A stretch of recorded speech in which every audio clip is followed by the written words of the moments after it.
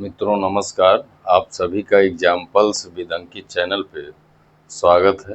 आशा करते हैं आप सब अच्छे होंगे।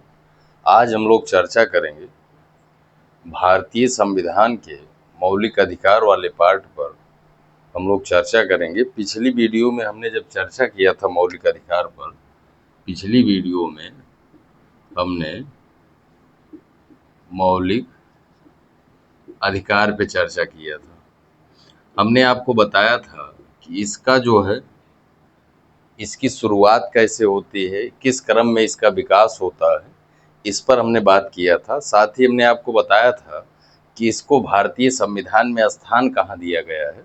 तो वहाँ पे हमने आपको बताया था कि इसको भारतीय संविधान के भाग 3 में मौलिक अधिकार का प्रावधान किया गया है। उसके बाद हमने आपको बताया था कि इसको लिया कहाँ से गया है, तो इसको अमेरिकी संविधान से भारतीय संविधान में शामिल किया गया है।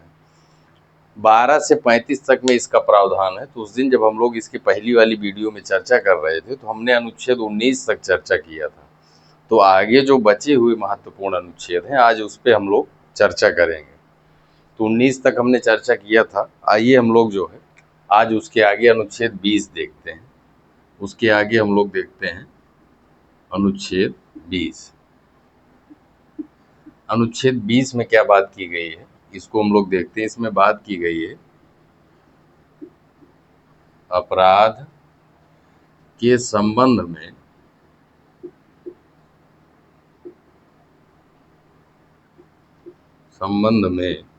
दोष सिद्धि से संरक्षण, दोष सिद्धि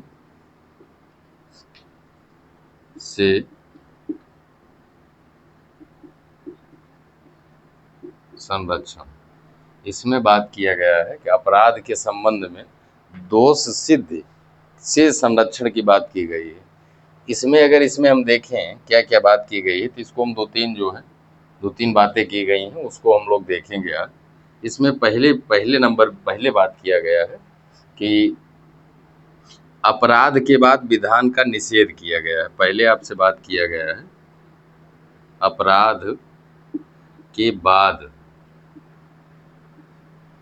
विधान का निषेध किया गया है, विधान का निषेध। इसको अगर हम लोग समझें तो यहाँ पे बात की जा रही है अपराध के बाद विधान का निषेध। मतलब क्या हुआ इसका कि आपके द्वारा अगर कोई अपराध कारित होता है तो हो सकता है उस अपराध के लिए उस समय 1 साल की सजा का प्रावधान हो। तो उस अपराध के करने के बाद दूसरा उसी अपराध के संबंध में कानून बन जाए, जो सजा 1 साल के प्रावधान की थी उसको बढ़ा के 5 साल के लिए कर दी जाए, तो वो वाला विधान आपके ऊपर लागू नहीं होगा। मतलब जब आप अपराध कर रहे हैं उस समय जो कानून है वही आपके ऊपर लागू होगा। नए कानून जो है उसके बाद जब वो लागू होंगे तो उस समय जब अपराध आप कारित करेंगे तो वो वाले कानून लागू होंगे, लेकिन इस पे लागू नहीं होंगे। उसके बाद बात की गई है, उसके बाद अगर हम लोग बात करें इसमें और क्या बात की गई है, इसमें दोहरे दंडादेश का निषेध किया गया है। दोहरे दंडादेश का निषेध किया गया है। मतलब क्या हुआ, इसका मतलब हुआ कि अगर कोई अपराध आपके द्वारा या किसी के द्वारा कारित होता है तो उसके लिए एक बार ही सजा का प्रावधान है। ऐसा नहीं है कि उसी अपराध के लिए आपको एक से अधिक बार दंडित किया जाए। दोहरे दंडादेश का क्या किया गया है, निषेध किया गया है। तीसरे में एक और बात किया गया है कि स्वयं के विरुद्ध साक्ष्य एवं गवाही देने के लिए बाध्य नहीं किया जाएगा। स्वयं के विरुद्ध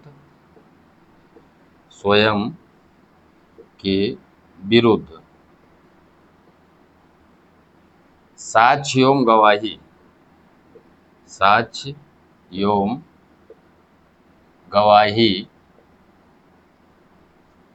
देने के लिए बाध्य नहीं किया जाएगा।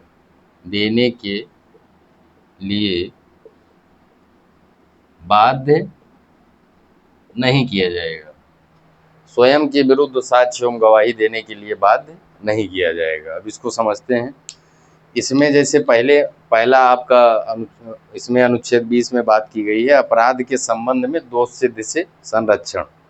इसमें जब हम लोगों ने आगे देखा तो इसमें हमने बताया कि आपसे क्या बात की गई है। पहले इसमें बात की गई अपराध के बाद विधान का निषेध किया गया है।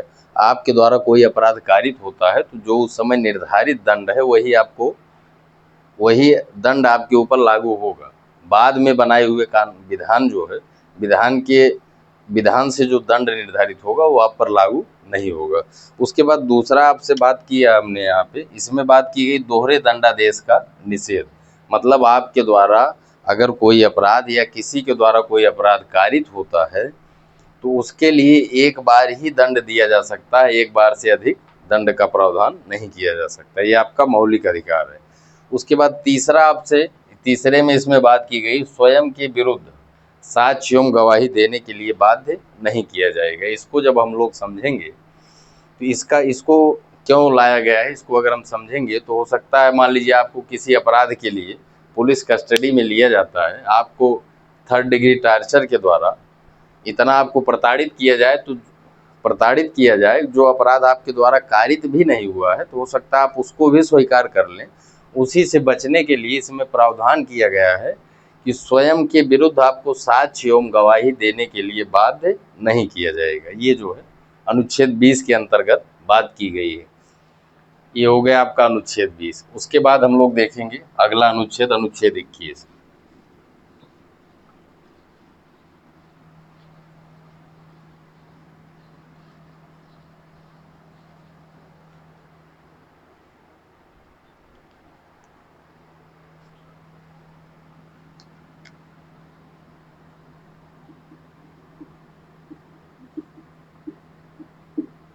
अनुच्छेद 21 में बात की गई है प्राण एवं दैहिक स्वतंत्रता। प्राण एवं दैहिक स्वतंत्रता। इसमें जो है बात की गई है प्राण एवं दैहिक स्वतंत्रता की बात की गई है अनुच्छेद 21 में। इसमें आपको बताया गया है कि आप किसी भी व्यक्ति को उसके प्राण एवं दैहिक स्वतंत्रता से विधि द्वारा स्थापित प्रक्रिया के अनुसार ही वंचित किया जा सकता, अन्यथा नहीं। इसके व्याख्या में सुप्रीम कोर्ट ने काफ़ी उदारता दिखाई है। इसके व्याख्या में कई अधिकार और बाद में शामिल किए हैं, उसमें से कुछ हम लोग देखते हैं। जैसे इसमें आपको इसी के अंतर्गत आ जाता है स्वच्छ पर्यावरण का अधिकार। स्वच्छ पर्यावरण का अधिकार, स्वच्छ पर्यावरण का अधिकार।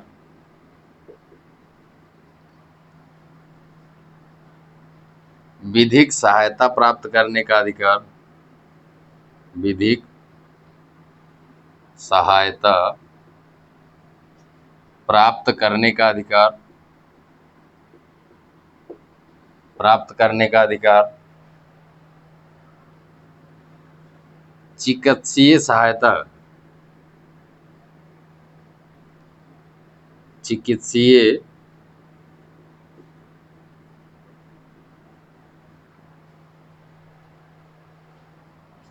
चिकित्सीय सहायता प्राप्त करने का अधिकार। प्राप्त करने का अधिकार। उसके बाद अगर हम लोग बात करेंगे, इसी में शामिल किया गया है निजता का अधिकार। निजता का अधिकार, राइट टू प्राइवेसी। इसको सन 2017 में के.एस. पुट्टास्वामी बनाम भारत संघ राज्यवाद में निजता के अधिकार को अनुच्छेद 21 का विस्तार बताते हुए सुप्रीम कोर्ट ने इसको भी मौलिक अधिकार में शामिल कर दिया। अभी हाल में ही डिजिटल जो अधिकार है वो भी आपके इसी की व्याख्या में इसी के अंतर्गत सुप्रीम कोर्ट द्वारा शामिल किया गया। बताया गया कि जो डिजिटल अधिकार है, डिजिटल अधिकार जो है ये भी आपका क्या है, फंडामेंटल राइट है।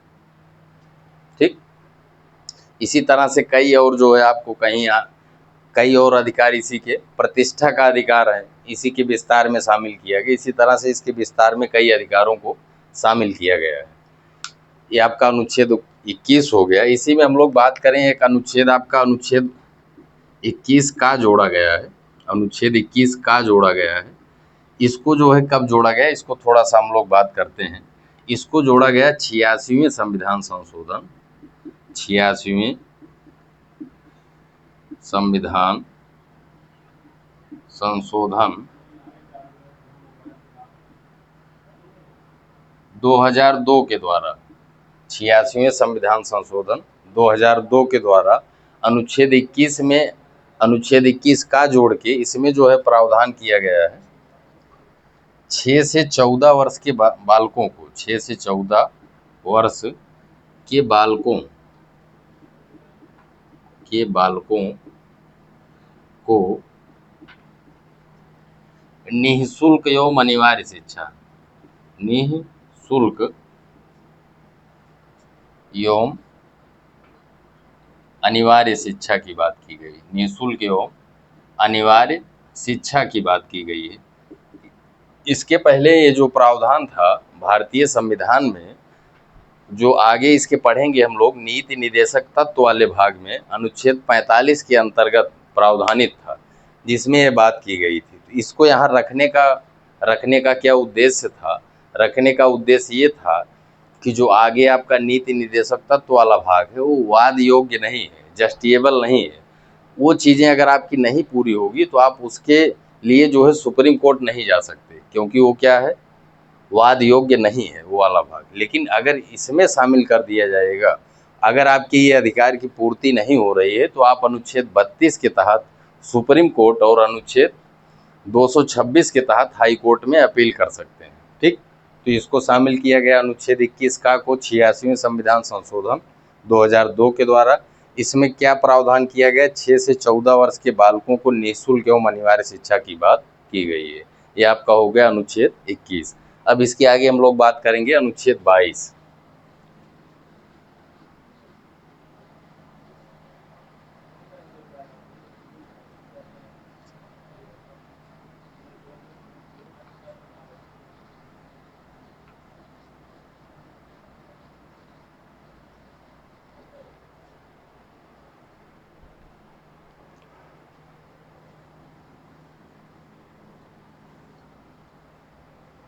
इसके बाद हम लोग बात करेंगे अनुच्छेद 22।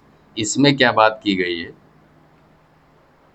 इसमें बात की गई है निरोध एवं गिरफ्तारी से संरक्षण की बात की गई है। निरोध एवं गिरफ्तारी से संरक्षण की बात की गई। अनुच्छेद 22 में बात की गई है निरोध एवं गिरफ्तारी से संरक्षण,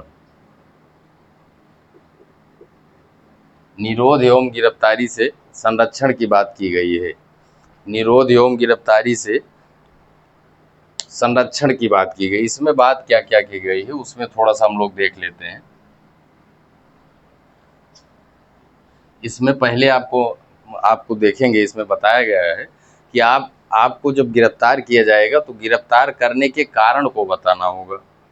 आपको क्यों गिरफ्तार किया जा रहा है उस पर सूचना देने का अधिकार है।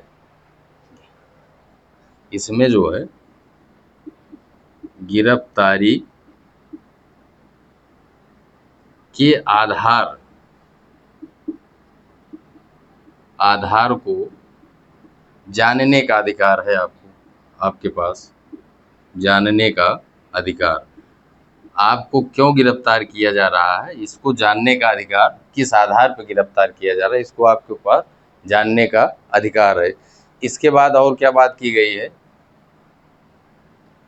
दूसरा बात की गई है विधि व्यवसायी से परामर्श का अधिकार है। अगर आपको गिरफ्तार किया जाता है तो आप जो है किसी भी विधि व्यवसायी से परामर्श कर सकते हैं। ये आपका मूल अधिकार है, विधि व्यवसायी से परामर्श करने का अधिकार है।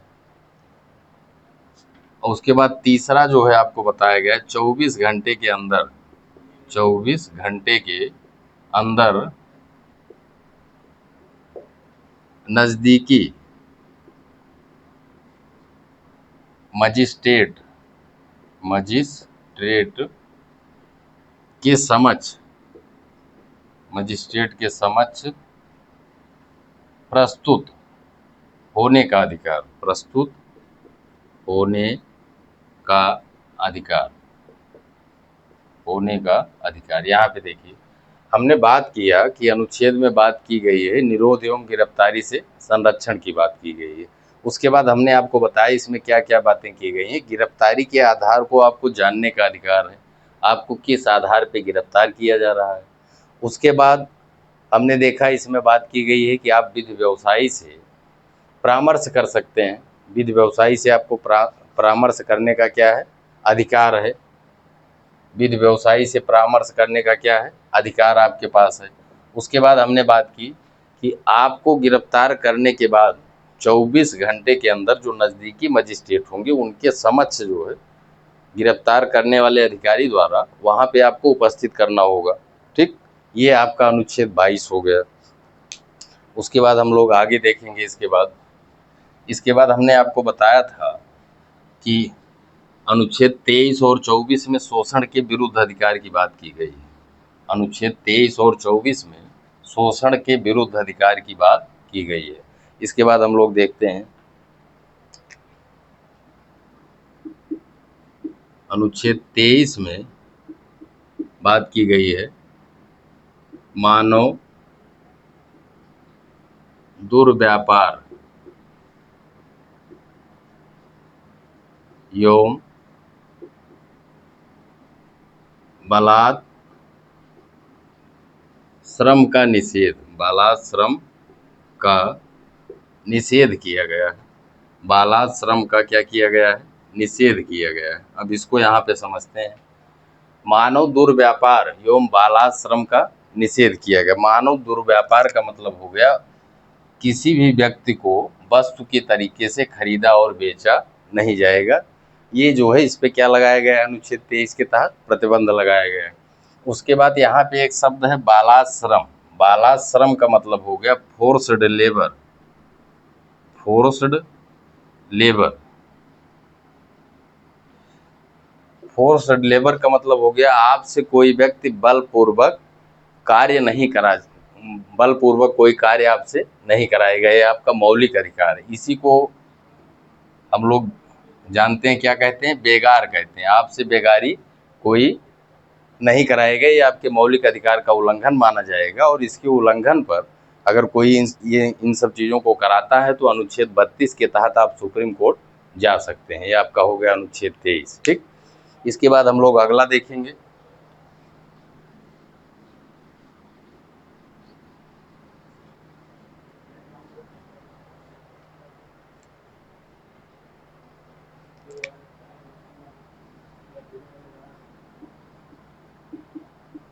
अनुच्छेद 24, इसमें बात की गई है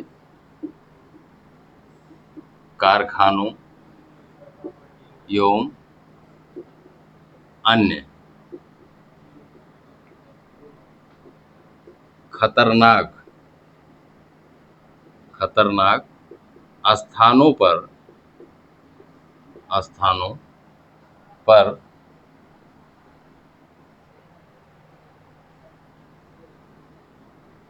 6 से 14 वर्ष या बालकों कह सकते हैं, बालकों के नियोजन, बालकों के नियोजन पर प्रतिषेध लगाया गया है। क्या लगाया गया है, प्रतिषेध लगाया गया है। यहाँ पे बात की गई है कारखानों एवं जो खतरनाक स्थान है स्वास्थ्य की दृष्टि से या वैसे भी अन्य दृष्टि से अगर खतरा है वहाँ पे, तो वहाँ पर बालकों के नियोजन का क्या किया गया है, प्रतिषेध किया गया है। अगर बालकों के नियोजन का प्रतिषेध किया गया है, इसका मतलब यहाँ पे बालकों को रोका जा रहा है। बालकों को रोकने का मतलब है यहाँ पे बाल श्रम को रोका जा रहा है। किसको रोका जा रहा है, बाल श्रम को रोका जा रहा है।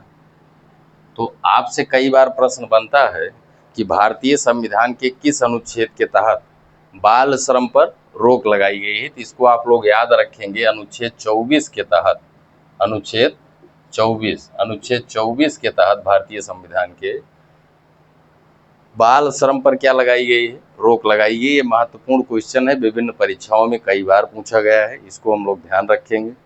ठीक, ये आपका हो गया अनुच्छेद 24। इसके बाद हम लोग आगे बात करेंगे। अनुच्छेद 24 आपका हो गया।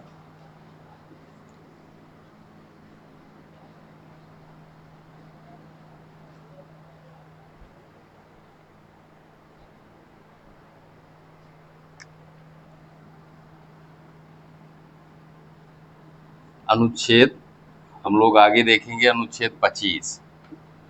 हमने आपको बताया था कि अनुच्छेद 25 से लेकर 28 तक में धार्मिक स्वतंत्रता की बात की गई है। तो उसी के अंतर्गत हम अनुच्छेद 25 को देख रहे हैं। इसमें बात की गई है प्रत्येक व्यक्ति को अपने धर्म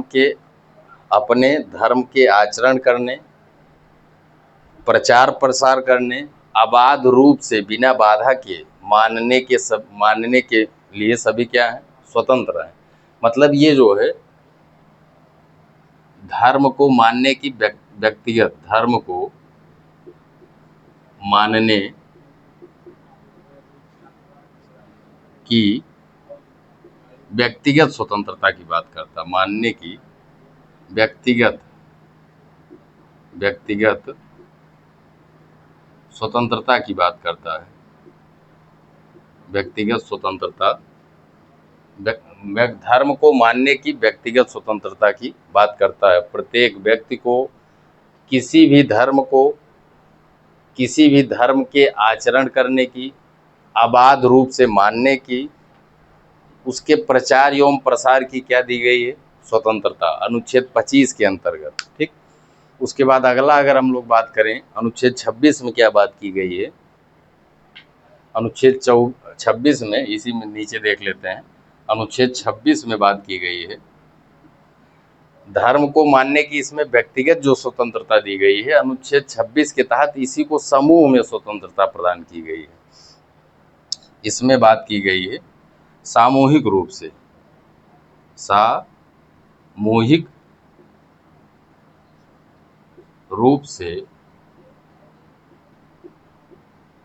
धार्मिक स्वतंत्रता की बात करता, सामूहिक रूप से धार्मिक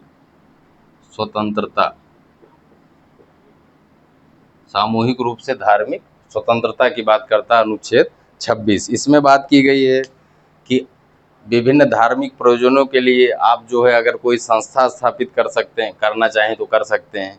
विभिन्न धार्मिक प्रयोजनों के लिए आप कोई संस्था बनाना चाहते हैं तो आप उसको स्थापित कर सकते हैं। या जो है चल अचल संपत्ति आप प्राप्त करना चाहते हैं, आप भाई धर्म की अगर स्थापना करेंगे तो वहाँ पे आपको कोई न कोई संस्था या संगठन बनाना पड़ेगा। जब उसको आप बनाएंगे, आपसे लोग जुड़ेंगे, तो आपको उसको चलाने या संचालित करने के लिए आपको धन की आवश्यकता भी होगी। तो वही बात इसमें की गई है कि जो है आप जो कोई भी संस्था या संगठन बना सकते हैं किसी धर्म को लेके।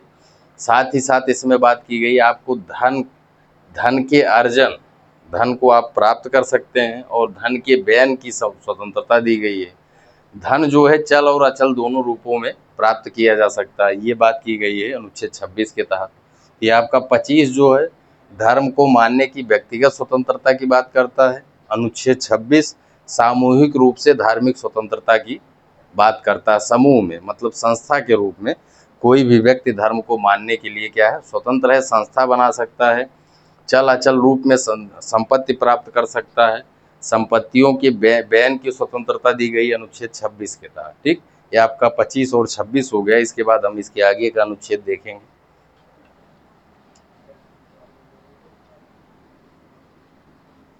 यहाँ तक हमको लग रहा है आपको समझ में आ रहा होगा, कोई समस्या तो नहीं होगी।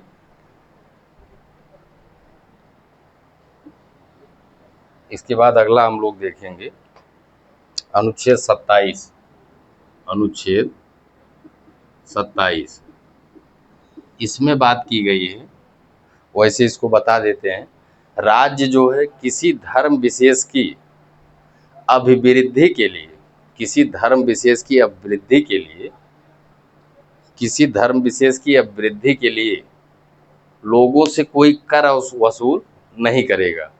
किसी धर्म विशेष की अभिवृद्धि के लिए लोगों से कोई कर वसूल नहीं करेगा। इसी में आगे बताया गया, साथ ही साथ साधारण रूप से जो वसूले गए कर हैं उसको किसी विशेष धर्म की, उसको किसी विशेष धर्म की अभिवृद्धि एवं पोषण के लिए, किसी विशेष धर्म के अभिवृद्धि एवं पोषण के लिए खर्च नहीं करेगा। मतलब ये हुआ इसका मतलब कि राज्य जो है जो कर वसूल कर रहा है उसको किसी विशेष धर्म में खर्चा नहीं करेगा। वो सामूहिक रूप से या मतलब इस तरह से किसी एक धर्म को बढ़ावा नहीं देगा, क्योंकि हमारा देश क्या है, धर्मनिरपेक्ष देश है। तो धर्मनिरपेक्ष देश में राज्य का कोई धर्म नहीं होता है। अगर राज्य करना चाहे तो मतलब ऐसा नहीं है किसी विशेष धर्म को ही बढ़ावा देगा, सबको साथ में लेकर चलने की बात की गई है। ये आपका अनुच्छेद 27 हो गया। उसके बाद हम लोग अनुच्छेद 28 की अगर बात करेंगे, अनुच्छेद 28 में बात की गई है, अनुच्छेद 28 में बात की गई है, अनुच्छेद 28 में बात की गई है राज्य निधि से पूर्णता पोषित। इसमें बात की गई है राज्य, थोड़ा सा देख लेते हैं, राज्य निधि से पूर्णता पोषित, पूर्णता पोषित कोई शिक्षण संस्थान है, उसमें राज्य निधि से पूर्णता पोषित किसी भी शिक्षण संस्थान में, किसी भी शिक्षण संस्थान में, किसी भी शिक्षण संस्थान में धार्मिक शिक्षा नहीं दी जाएगी। धार्मिक शिक्षा का प्रतिषेध किया गया है। राज्य निधि से पूर्णता पोषित जो भी शिक्षण संस्थान होंगे उसमें कोई धार्मिक शिक्षा नहीं दी जाएगी। जैसे हम लोग बात करें, इसमें देख लेते हैं, जैसे कि बात करें, जैसे आपका जीआईसी है, ये राज्य द्वारा पूर्णता पोषित है, तो इसमें जो है कोई धार्मिक शिक्षा नहीं दी जाएगी। आपका क्या हो गया, अनुच्छेद 28 हो गया। उसके बाद आगे हम लोग देखेंगे, इसके बाद हमने आपको बात किया था धार्मिक स्वतंत्रता के अधिकार 25 से 28 में है प्रावधान। उसके बाद शिक्षा एवं संस्कृति का जो अधिकार है, शिक्षा एवं संस्कृति का जो अधिकार है उसका प्रावधान अनुच्छेद 29 और 30 में किया गया है। तो इसके बाद हम लोग उसको देखेंगे, अनुच्छेद 19, अनुच्छेद 19 ये जो है यहाँ पे समझना होगा, जो अनुच्छेद 29 और 30 है ये मूल रूप से अल्पसंख्यकों की सुरक्षा के लिए जो है प्रावधान किया गया है। इसमें बात की गई है अनुच्छेद 29 में, भारत राज्य क्षेत्र में, भारत राज्य क्षेत्र में, क्षेत्र में सभी नागरिकों, सभी नागरिकों, सभी नागरिकों को अपनी विशेष भाषा, लिपि एवं भाषा, लिपि एवं संस्कृति, संस्कृति को संरक्षित करने का अधिकार, करने का क्या होगा, अधिकार होगा।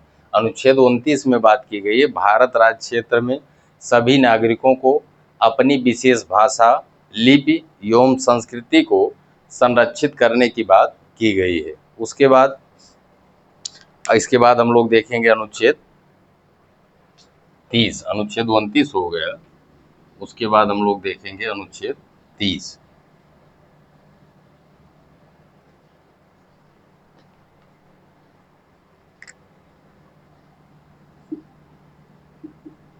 अनुच्छेद 30 में बात की गई है शिक्षा संस्थाओं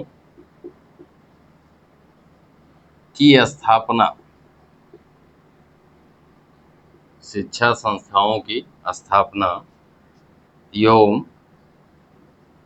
प्रशासन करने का अधिकार, प्रशासन करने का अधिकार, करने का अधिकार, ये चीज आपको ध्यान रखना है। अनुच्छेद 30 के तहत प्रावधान किया गया है कि प्रत्येक व्यक्ति को या प्रत्येक नागरिक को शिक्षा संस्थाओं की स्थापना एवं उस पे उन शिक्षा संस्थाओं पर प्रशासन करने का क्या होगा, अधिकार होगा। यह अनुच्छेद 30 के तहत बात की गई है। ठीक, अनुच्छेद 30 हो गया।